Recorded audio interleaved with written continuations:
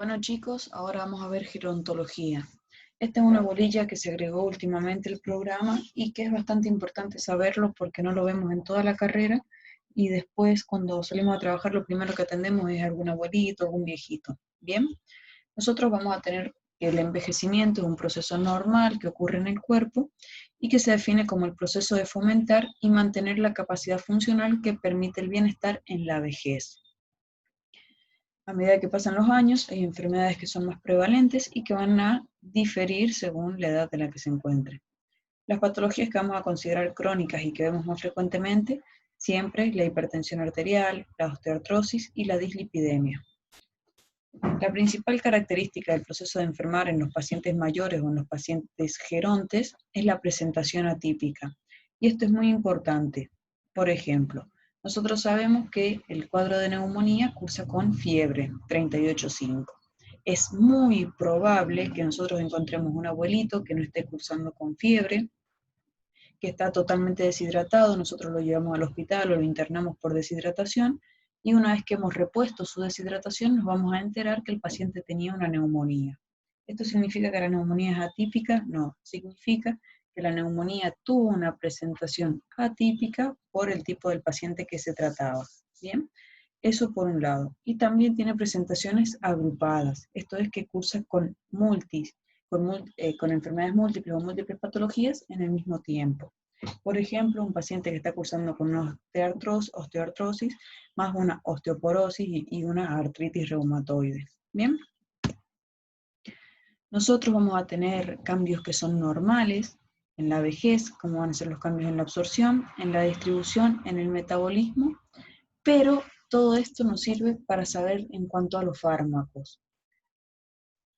A medida que pasan los años se va a producir un cambio en la absorción, ya que se produce una modificación de la absorción de ciertas sustancias, se va a dar que el organismo tiene acloridria, ahora por las mismas gastritis, por ejemplo, hay disminución de la superficie intestinal porque se ha ido gastando este epitelio intestinal, hay disminución en el vaciamiento gástrico, hay enlentecimiento en el tránsito gastrointestinal, también vamos a tener que, por esto mismo, se produce una disminución en el volumen de distribución de los fármacos hidrosolubles, aumenta el volumen de distribución de los fármacos liposolubles por otro lado.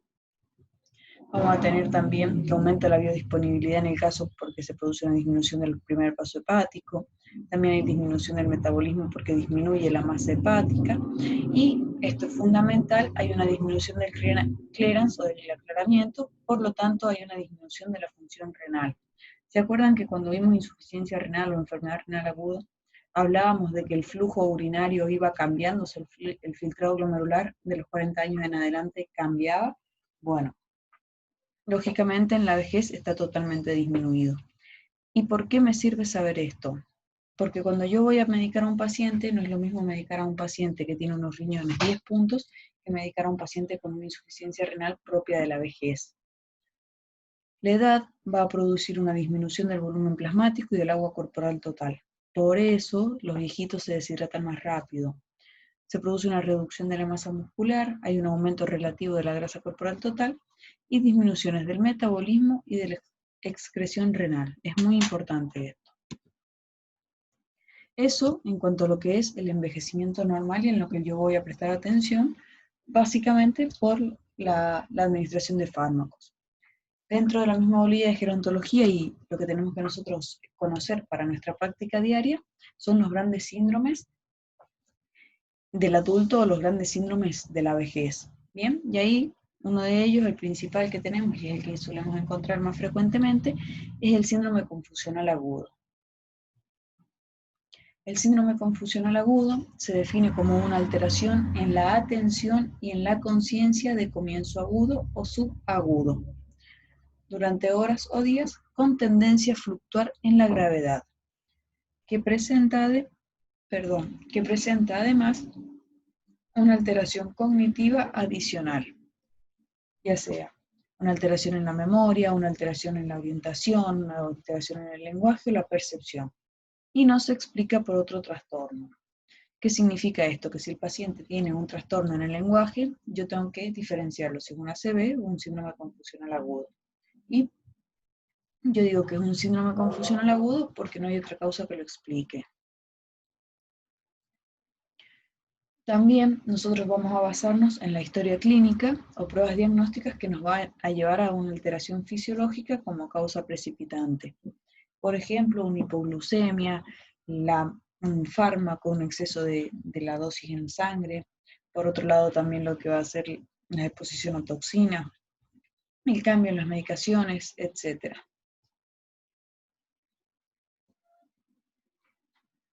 El síndrome confusional agudo se considera una urgencia médica y es un marcador de mal pronóstico, ya que es un paciente que puede terminar internado, que tiene un deterioro funcional y cognitivo, que tiene un deterioro en la calidad de vida tanto de él como de todos sus cuidadores. En el síndrome confusional agudo nosotros vamos a tener factores predisponentes y factores precipitantes. Los factores predisponentes es la edad, lógicamente estamos en gerontología, las comorbilidades, los antecedentes de enfermedad cerebrovascular, si el paciente sufrió de demencia, de depresión, algún episodio de un síndrome confusional agudo, déficits sensoriales, desnutrición y deshidratación. Mientras que los precipitantes son las patologías médicas, el consumo o la abstinencia de fármacos, cirugías, los factores ambientales y la privación del sueño. Por otro lado, también en los síndromes confusionales agudos, lo vamos a encontrar en los procesos quirúrgicos como las intervenciones cardíacas de cadera y cataratas. Es muy importante esto, porque cuando nosotros tenemos al paciente geronte internado, suele producirse un síndrome confusional agudo cuando pasa muchos días dentro del hospital. El paciente se desorienta, no sabe qué día es, no sabe, primero comienza, no sabe si es de día o si es de noche, no sabe la fecha, no sabe en qué día está, y posteriormente puede esto desencadenarse con un episodio, con un ataque maníaco. Bien, desconoce a las personas, desconoce las situaciones, etc.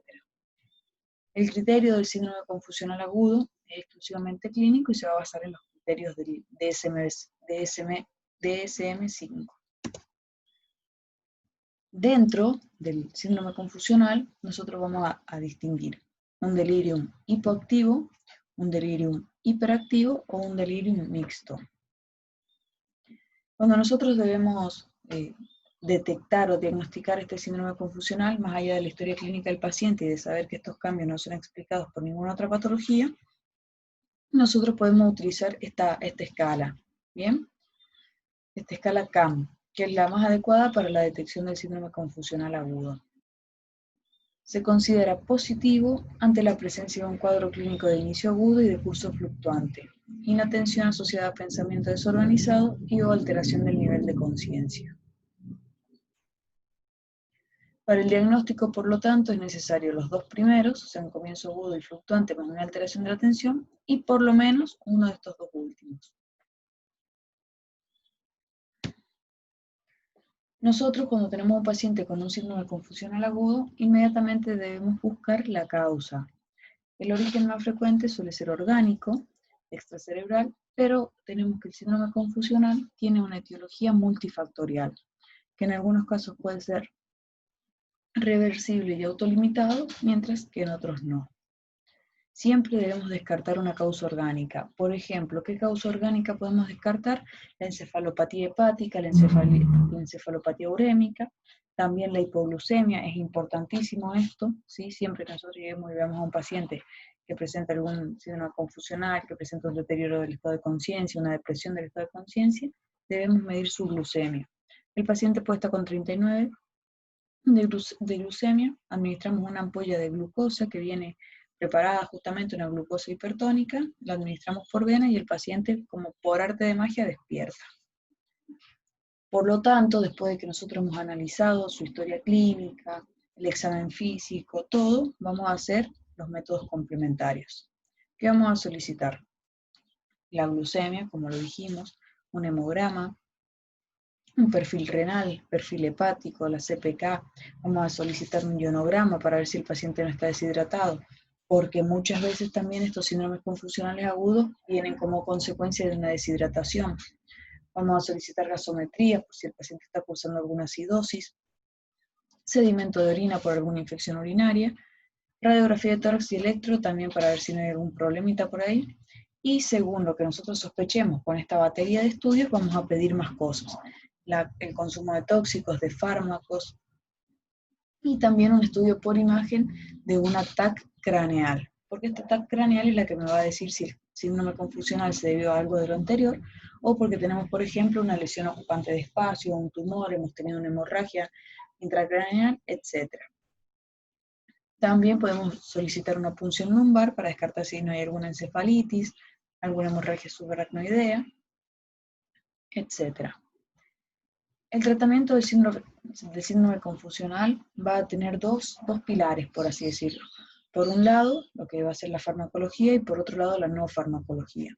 Siempre se busca el tratamiento no farmacológico. Esta medida no farmacológica va a incluir el situar al paciente en un entorno adecuado, muchas veces si el paciente está encerrado, si tiene poca luz solar, o si comparte justamente con un anciano, si está institucionalizado, va a influir en el estado de ánimo del paciente y en el estado orientativo, por lo tanto es fundamental adecuar el entorno. Vamos a evitar las contenciones, las vías parenterales y los sondajes innecesarios, porque el paciente con una sonda o con una vía tiende a sacársela, por lo tanto produce lesiones. Vamos a hidratarlo al paciente, nutrirlo y una oxigenación apropiada. Y también vamos a educar a los familiares, porque muchas veces es donde se encuentra el mayor problema, que es la contención familiar. Si a pesar de todo esto el paciente continúa con los síndromes confusionales, con estos episodios, vamos a recurrir a lo que van a ser el tratamiento farmacológico. Lo que se utiliza y se prefiere son los neurolépticos atípicos, como la risperidona, olanzapina, la quetiapina, ciprasidona y aripiprazol. Aquí más que nada lo que se utiliza es la risperidona y la olanzapina, y quetiapina también. Es preferible antes que el haloperidol. Debemos evitar las benzodiazepinas por el riesgo de depresión respiratoria. Las restricciones físicas deben evitarse. Bien, por lo tanto, ¿a qué nos referimos con restricciones físicas? A los pacientes atados. Si ustedes van al hospital y ven que el paciente está atado, lo primero que el paciente dice, además de que está loquísimo, es que pide que lo desaten. Por lo tanto, vamos a evitar estas restricciones físicas, salvo que el paciente sea un paciente violento, que haya riesgo para los familiares o para el mismo paciente, etc. Y también cuando nosotros debemos internar al paciente, podemos utilizar medidas no farmacológicas preventivas, como es la orientación, la oxigenación, tenerlo bien hidratado, todo para tratar de llevarlo al hospital y que el choque con la realidad del hospital sea menor. Y también para prevenir los episodios de delirio. Eso era entonces síndrome confusional agudo. Ahora vamos a ver otra de las grandes patologías de los gerontes, que es el deterioro cognitivo y la demencia. La demencia es un deterioro progresivo de las funciones superiores que interfiere con las actividades de la vida diaria.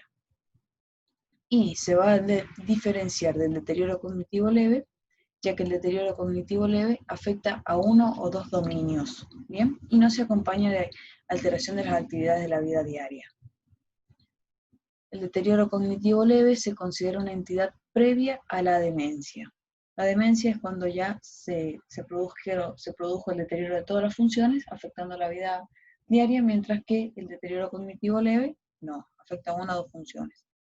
Y tanto para el deterioro cognitivo leve como para el síndrome confusional agudo, el paciente suele cursar con una clínica de desconocimiento de rostros que le son comunes, que le son familiares.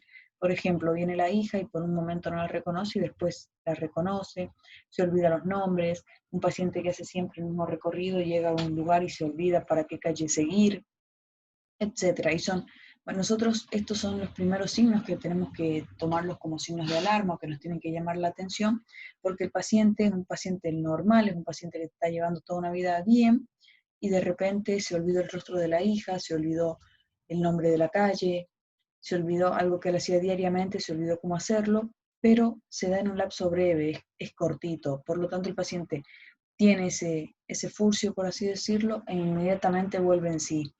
El paciente suele darse cuenta, pero no lo dice. El paciente dice, che, ¿sabes qué? No reconocí la cara. Porque el paciente eso lo asusta. Por lo tanto, siempre tenemos que estar nosotros atentos si presenta otros síntomas como es la alteraciones del sueño, que no duerme, que no descansa, y también estar atentos a si tiene estas desorientaciones. Cuando nosotros hacemos un diagnóstico de deterioro cognitivo leve, Cuando hay quejas cognitivas procedentes del paciente o de su familia, lo que les decía recién, el paciente no reconoce rostros familiares, por ejemplo. Cuando el sujeto o un informador, el paciente o quien esté a cargo, refiere un declive en el funcionamiento cognitivo en relación con las capacidades previas en los últimos 12 meses. Por ejemplo, un taxista. Nosotros sabemos que los taxistas se ubican en todas las calles. Bueno, viene el familiar y dice, ¿sabe qué? Ni se ubica. Miles de veces ha venido para acá y se ha perdido. Eso ya nos tiene que llamar la atención. Si tenemos trastornos cognitivos evidenciados mediante la evaluación clínica, el deterioro de la memoria o de otros dominios cognitivos. Y aquí lo que utilizamos para verificarlo es el Minimental. Bien, nosotros cuando el paciente ingresa a la consulta le decimos 3 palabras, auto, nube, casa, le pedimos que la repita, el paciente desarrollamos toda la consulta y al finalizar le decimos qué palabras te dije y le pedimos que las repita. Entonces con eso nosotros vamos a ver si el paciente está o no está, cómo está su memoria a corto plazo. ¿Ustedes se acuerdan cuáles eran las 3 palabras? Me parecía que no, ¿verdad? Bueno, el que se acuerde está muy bien. Para el deterioro cognitivo leve, otra de las características es que no tiene repercusiones principales en la vida diaria, aunque el sujeto puede referir dificultades concernientes a actividades complejas del día a día. Y la otra característica fundamental es la ausencia de demencia. La demencia interfiere con la vida diaria, ¿sí? Mientras que esto es episódico. Si nosotros tenemos un solo ítem, es amnésico, un deterioro cognitivo leve amnésico. Nosotros, por otro lado, puede ser que no sea amnésico, pero de múltiples dominios cognitivos, o no amnésico de un solo dominio cognitivo, distinto de la memoria. El diagnóstico de la demencia, por otro lado, es fundamentalmente clínico. Hacemos una exploración neuropsicológica. Se utiliza estos test derivados como el Minimental que les dije recién, o test estandarizados. Bien, y se pueden solicitar también pruebas de neuroimagen para ver si existe, por ejemplo, una disminución de la masa encefálica, un aumento de los surcos interhemisféricos, por ejemplo, de los mismos surcos cerebrales, si existe alguna presencia de alguna hemorragia, de alguna isquemia. Existe una entidad que es la demencia con cuerpos de Lewis. Esta demencia, o sea, todos dicen, le pidió una tomografía para ver si no tenía. Bien. Esto tiene toda una orientación clínica, bien, de decir, bueno, hay surcos ensanchados, los ventrículos se encuentran disminuidos de tamaño o aumentados, bien, pero la única forma que nosotros tenemos de decir, esto fue una demencia por cuerpos de Lewis, es con la biopsia. Se hace una biopsia de tejidos de masa encefálica y se visualiza. La biopsia, o sea, el diagnóstico suele ser post-mortem, el diagnóstico de certeza, por así decirlo, porque a nadie le voy a sacar un pedazo de cerebro para ver si tiene o no tiene demencia, ¿bien? Pero sí tenemos las imágenes y el cuadro clínico que es orientativo. Una vez que nosotros hemos identificado y hemos logrado diagnosticar a nuestro paciente, ya sea con un deterioro cognitivo leve o con una demencia, debemos buscar la causa. ¿Por qué? Porque nosotros tenemos en la demencia que hay causas reversibles y causas irreversibles. Una encefalopatía hepática, una encefalopatía urémica, una insuficiencia hepática me van a dar demencias de causa reversible. Bien, mientras que, por ejemplo, una ACV, no. El mismo envejecimiento normal, no. La deshidratación es una causa reversible. Por lo tanto, solicitamos hemograma, ionograma, perfil renal, los electrolitos, bueno, lo dije eso en ionograma, función hepática. Vamos a ver los niveles de la vitamina B12, porque recuerden que el déficit de vitamina B12 traía problemas neurológicos. Vamos a solicitar serología para sífilis, porque podemos tener algún cuadro de sífilis, VIH. Vamos a ver el patrón de atrofia. Y también vamos a considerar y a sospechar una hidrocefalia normotensiva o compresión normal, donde el paciente comienza con una apraxia, incontinencia urinaria y un deterioro cognitivo que una vez que se realizó un drenaje del líquido cefalorraquídeo, se puso una válvula, el paciente comenzó a mejorar los síntomas. Bien, muy importante esto también. Otro, que es lo más visto y es lo más a lo que tenemos que poner ojo, la depresión. La depresión no es solamente decir estoy triste. Nosotros debemos entender, comprender que el sistema nervioso funciona a través de lo que son los neurotransmisores. Por lo tanto, todos los estados de ánimo, el estado de felicidad, la tristeza, la ira, el enojo, el enamoramiento, la rabia, etcétera, está funcionando, o sea, se da básicamente por la liberación de unos neurotransmisores o por la liberación de otros neurotransmisores, ¿bien? La serotonina, las endorfinas, etcétera. Entonces, cuando nosotros tenemos un paciente con depresión, y con paciente me refiero a cualquier persona que tenga depresión, pariente, paciente, amigo, conocido, etcétera, nosotros tenemos que entender que la depresión es una entidad clínica, es un déficit, ¿bien? El paciente tiene o déficit de receptores o déficit de neurotransmisores. Por lo tanto, hay que tomarlo con la seriedad que corresponde y no solamente decir, no estés triste. Si bien es un síndrome que se caracteriza por síntomas afectivos como ánimo bajo, tristeza, irritabilidad, pérdida de iniciativa, interés o la reactividad también, el paciente no quiere salir, que el paciente siente que tiene una nube en la cabeza que no lo deja pensar, se va a acompañar a su vez de síntomas somáticos como es la pérdida de energía, alteraciones del apetito, del sueño, el paciente o no quiere comer o come mucho, no quiere dormir o duerme mucho, se despierta por ansiedad, tiene cambios en su conducta, tiene cambio de pensamiento, las rumiaciones, recuerden. Y también hay muchas quejas subjetivas de memoria. El paciente dice, me parece que me estoy olvidando, y capaz que no se olvidó nada, pero él lo refiere. Y por otro lado, vamos a tener que el paciente tiene falta de motivación. Pero van a decir, che, ¿vamos a tomar mate? No tengo ganas, anda vos. ¿Hagamos esto? No tengo ganas, anda vos. Pero si a vos te gustaba hacerlo, sí, pero no tengo ganas, anda. Bien, entonces tenemos que prestar atención a eso. También, como consecuencia de estas alteraciones conductuales, vamos a tener que el paciente puede cursar con anorexia, con pérdida de peso y, bueno, y esta astenia. Otra cuestión muy importante es que en los viejitos también se da mucho el tema de la depresión, porque son pacientes que, imagínense, han tenido toda una vida activa y llega a una edad en la que ya no pueden porque su mismo cuerpo no da. Ya no pueden seguir corriendo porque les duele la rodilla, no pueden seguir pintando por la artrosis, no siguen viendo gente, porque ahora se les empiezan a morir los amigos. Bien, entonces toda una situación que lleva a que el paciente desarrolle este síndrome. El diagnóstico es clínico, el diagnóstico de la depresión es eminentemente clínico y debemos evaluar las comorbilidades del paciente y los fármacos y también descartar problemas metabólicos. Una patología que siempre altera el estado del ánimo y que nosotros lo vimos como la habilidad emocional son las patologías tiroideas. Por lo tanto, vamos a solicitar hormonas tiroideas. Debemos siempre descartar una causa orgánica, como un ACV, como un tumor, como un hematoma subdural. Por lo tanto, también vamos a solicitar, además del hemograma, las pruebas de neuroimagen, una TAC o una resonancia. Y aquí hay algo clarito, que es que nosotros debemos diferenciar la depresión de la apatía, porque la apatía responde a los inhibidores de la acetilcolinesterasa.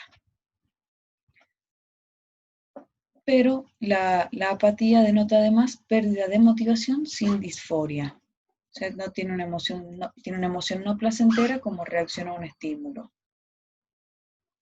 El tratamiento farmacológico de primera elección para la depresión son los inhibidores de la recaptación de la serotonina, como la sertralina, el citalopram, el escitalopram, por lo menos de 6 meses a 1 año. Y los efectos secundarios más frecuentes son los gastrointestinales, náuseas, diarrea, puede provocar constipación. Y aquí es muy importante explicarle también esto al paciente. Cuando nosotros le damos, por ejemplo, vamos a iniciar con la sertralina. Bueno, tómese medio comprimido de sertralina todas las noches, y el paciente a los 3 días ya quiere estar feliz de la vida. Y no, porque esto es hasta que se recuperen y se repongan sus niveles de neurotransmisores, por un lado. Y por otro lado, el paciente suele olvidarse o suele abandonar el tratamiento. Y cuando lo abandona es un mar de lágrimas. Por lo tanto, debemos enseñarle al paciente y educarlo para que el paciente se adapte al tratamiento, responda bien y entienda que hasta que logremos un cambio conductual, una terapia cognitivo-conductual, el tratamiento farmacológico es el que lo va a ir ayudando. Eso en cuanto a los grandes síndromes demenciales o síndromes neurológicos, por así decirlo, del paciente. Después tenemos dos entidades patológicas, perdón, muy importantes también, que ustedes la van a ver en cuanto sea médico, porque nunca falta la abuelita que dice, hijo, ¿sabes qué? Tengo estreñimiento, estoy constipada, no voy de cuerpo, ¿qué puedo tomar? Y uno ahí se muere. Bien, por un lado entonces tenemos el estreñimiento y por otro lado las úlceras por presión. Eso, chicos, es súper importante saberlo, saber manejarlo, porque es muy frecuente y los pacientes se mueren. Vamos con estreñimiento. Como nosotros vimos al principio, en el envejecimiento, está todo disminuido, ¿bien? Está disminuido el metabolismo, está disminuido el tránsito intestinal, por lo tanto el paciente puede estar cursando con un estreñimiento funcional, que se define como la presencia de 2 o más síntomas durante al menos 3 meses en los 6 meses previos al diagnóstico. ¿Cuáles son estos síntomas? El esfuerzo defecatorio, heces duras o caprinas, las caprinas porque son en bolitas así, tuc, tuc, tuc, tuc. Sensación de evacuación incompleta que el paciente siente, que todavía le queda pero que no puede, tenesmo, digamos. Sensación de obstrucción anorrectal, la necesidad de maniobras manuales para facilitar la defecación y menos de 3 deposiciones por semana. Bien, con estos criterios, con 2 o más, nosotros vamos a hacer diagnóstico de estreñimiento. Y aquí viene algo extremadamente importante. Cuando yo tengo un paciente que refiere estreñimiento, no voy a ir y le voy a dar un laxante. Yo tengo que hacer diagnóstico diferencial con obstrucción intestinal. Porque si mi paciente está cursando con estreñimiento y yo no me doy cuenta que ese estreñimiento es producto de una obstrucción intestinal y le mando un laxante, es un paciente que 1 hora después de tomar el laxante hace una perforación intestinal y se muere. Por lo tanto, si no saben obstrucción intestinal, hay que repasarlo. Bien. La causa más frecuente de estreñimiento es multifactorial, porque tenemos que el paciente añoso, el paciente viejo, por así decirlo, ya tiene una farmacia en su casa, ¿sí? Porque toma la pastillita para dormir, la pastillita para despertarse, la pastillita para después de comer, la pastillita para el corazón, la pastillita para la presión, para la próstata, para el dedo, para todo. Entonces, esta interacción farmacológica ya me puede estar provocando un estreñimiento. ¿Qué vamos a considerar en la anamnesis? ¿Qué medicación toma? Si son opiáceos, anticolinérgicos, si toma hierro, si toma calcio antagonistas, si toma AINES. Y también en los pacientes que están postrados, la disminución evacuatoria, la frecuencia evacuatoria disminuye. Si el paciente tiene alguna patología neuropsiquiátrica, si está institucionalizado, si está deshidratado, la dieta, si tiene bajo consumo en fibras, si tiene alguna obstrucción mecánica, como les dije, ¿bien? Entonces, nosotros cuando vamos a revisarlo y vamos con este motivo de consulta, vamos a preguntar absolutamente todo. Desde qué fármaco consume hasta qué comida come, cuánto toma agua. Y revisamos el abdomen para ver la existencia de ruidos hidroaéreos, para ver que sea un abdomen blando, depresible. Podemos realizar examen físico rectal para ver si no hay alguna masa ocupante de espacio. Vamos a hacer una valoración cognitivo y social. El paciente puede que no quiera defecar y por eso no defeca. Bien, y nosotros vamos a solicitar vamos a solicitar estudios según los signos de alarma o lo que nos llame la atención. ¿Y cuáles son los signos de alarma? Cambios en el ritmo intestinal, en el ritmo evacuatorio, sangre en heces, que el paciente comience con un síndrome consuntivo, que el paciente esté anémico, si palpamos alguna masa abdominal, porque podemos estar palpando un precaloma que hace una obstrucción y por eso el paciente tiene un estreñimiento. Si existe un prolapso rectal, rectocele, el cribado para el cáncer de colon, y si hay síntomas obstructivos. ¿Cuál va a ser el tratamiento? También tiene 2 pilares. Por un lado, el tratamiento no farmacológico, que consiste en aumentar la ingesta de agua del paciente, el consumo de fibras, siempre y cuando estamos hablando de un estreñimiento puro, ¿verdad? Que coma zapallo, acelga, espinaca, que suspenda la papa, que suspende el azúcar porque produce diarreas osmóticas, ¿bien? Y que tome agua. Si esto no, y aparte también darle contención al paciente para que el paciente se sienta cómodo de poder defecar. ustedes van a ver, seguramente a muchos de ustedes les pasa que no puede hacer pis en otra casa, o en un colectivo, por ejemplo. Si esto ya no funciona, bueno, vamos con el tratamiento farmacológico, los laxantes. Vamos a tener distintos laxantes. Los laxantes formadores de volumen,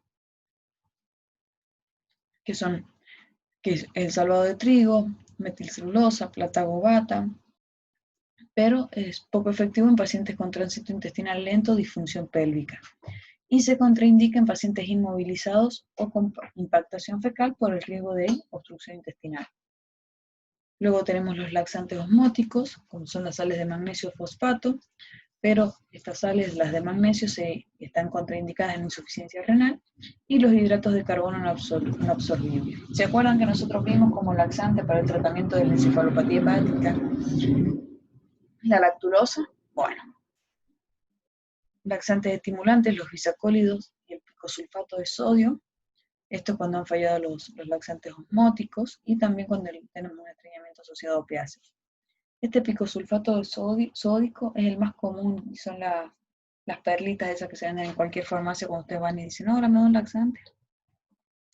Laxantes emolientes, la parafina, bien, y docusato sódico, esto cuando pensamos en fecaloma o en impactación fecal. Y los laxantes rectales como la glicerina y los salinos rectales. ¿Los enemas se pueden utilizar? Se pueden utilizar enemas. Estreñimiento es un tema importante, tal vez no sea tan importante por el final porque ya no escuché todavía que haya salido la bolilla de gerontología, pero sí es muy importante que ustedes lo sepan porque nunca falta el abuelo que los llama, que les consulta, que no es pariente, que les va a preguntar, ¿qué puedo tomar porque estoy estreñido? Y ahora sí vamos a otro de los síntomas, y este es muy importante, que son las úlceras por presión. Esto es frecuente y habla mucho de cómo se trata al paciente y del sistema de salud en el caso que el paciente esté internado. Las estadísticas, por ejemplo, para evaluar una clínica, para evaluar la calidad de una clínica, nosotros vamos a contar a cuántos pacientes tienen escaras, cuántos pacientes tienen úlceras. Lo ideal es que ninguno tenga. Entonces, si ningún paciente, yo tengo una clínica y ningún paciente tiene una úlcera por presión, listo, es una clínica 10 puntos. Por eso significa que al paciente lo rotamos, que le cambiamos las sábanas, que se lo está cuidando. Las úlceras por presión son unas lesiones de origen isquémico producidas por la presión, rozamiento o fricción prolongada de la piel. Y la escara es un tejido cutáneo desvitalizado. ¿Cuáles son los sitios más frecuentes de la úlcera por presión? La región sacra, el isquion y los trocánteres, donde el paciente está acostado. También lo podemos encontrar en lo que va a ser a nivel de los maleolos, ¿bien? A nivel del talón, y nosotros vamos a estadificarlo y vamos a identificar el riesgo de que el paciente desarrolle una úlcera o no. Vamos a utilizar la escala de Norton, que incluye 5 ítems, como el estado general, la situación cognitiva, porque esto me va a hablar también de la movilidad del paciente, la actividad, la movilidad y la continencia. Se evalúan del 1 al 4, 1 lo peor y 4 lo mejor. Por ejemplo, estado general está hecho bolsa, está muy mal, un 1. Movilidad, sí, se supermueve, va y viene, un trompo, 4. Entonces así a cada uno de estos ítems. Si la puntuación final es igual o inferior a 16, existe un riesgo de que el paciente sufra una úlcera por presión. Si existe menos de 16, hay riesgo. Si existe más de 16, es imposible porque 16 es el máximo. ¿Bien? Y menor a 12 es alto riesgo. 20 es el máximo, perdón. Y menor a 12 es alto riesgo. Por otro lado, vamos a tener la escala de Bradian, que incluye 6 ítems. Percepción sensorial, de 1 a 4 también, exposición a la humedad, la actividad, la movilidad, la nutrición, la fricción y el deslizamiento. Esto es igual que recién, 1 lo peor, 4 lo mejor. Se van a obtener puntuaciones. Si es igual o inferior a 18, el paciente tiene riesgo de desarrollar una úlcera por presión. Y el paciente, si tiene menos de 16, alto riesgo. en el paciente ingresado, en el paciente internado, y menor a 12, alto riesgo nomás. ¿Cómo vamos a prevenir nosotros las úlceras por presión? Principalmente el cambio o la rotación del paciente en la cama. Cada 2 a 3 horas lo vamos a ir cambiando de posición. Y si está sentado, cada 1 hora. Vamos a utilizar superficies dinámicas, vamos a nutrirlo bien y utilizar apósitos profilácticos. Otra cosa muy casera que suele hacerse es inflar un guante con agua y, por ejemplo, apoyar los maleolos, la pierna, el tobillo, en ese guante cuando el paciente lleva mucho tiempo. Entonces, al apoyarse ahí, evita el roce, disminuye la fricción, etc. El tratamiento de las úlceras por presión se va a basar en la limpieza de la herida. ¿Con qué vamos a utilizar? Suero salino, solución fisiológica. Nada de yodo ni agua oxigenada. El agua oxigenada no se usa para la curación de heridas porque este exceso de oxígeno lo que provoca es una liberación de radicales libres, lo que aumenta el proceso oxidativo de las células y aumenta el proceso de necrosis. Por lo tanto, no utilizamos eso. ¿Qué utilizamos? Solución fisiológica. Vamos a hacer debridamiento del tejido necrótico, sacar el tejido desvitalizado, el tejido necrosado, tratamiento de la infección. Vamos a aplicar antibióticos, bien, tratamos de cubrir, lo vamos a tratar como una infección de piel y partes blandas. Vamos a comenzar con amoxicilina más ácido clavulánico, cefalexina. Y, perdón, si tenemos signos o síntomas de infección sistémica o de osteomielitis, sí vamos a utilizar fármacos endovenosos y con buena llegada a hueso. Por ejemplo, la gentamicina, vancomicina. Si nosotros tenemos un estadio 3 o 4, vamos a antibióticos tópicos, bien, donde todavía no llegamos a hueso. Y las úlceras deberían curarse en 60 días. Las úlceras de grado 3 y 4 deberían mostrar mejoría en 2 a 4 semanas. Y debemos instaurar inmediatamente el tratamiento de los factores de riesgo. Si el paciente es un paciente que no se lo mueve, empezar a moverlo, hidratarlo, alimentarlo bien. Las medidas locales antipresión, los colchones antiescaras. Los colchones antiescaras vienen como con un vibrador que hace que el colchón esté en permanente vibración. Entonces, todo este tiempo se mantiene como que se produce una buena irrigación del tejido, por así decirlo. Chiquitos, esto es una bolilla linda, es muy importante más que nada para la vida, así que estudienla bien y disfrútenla.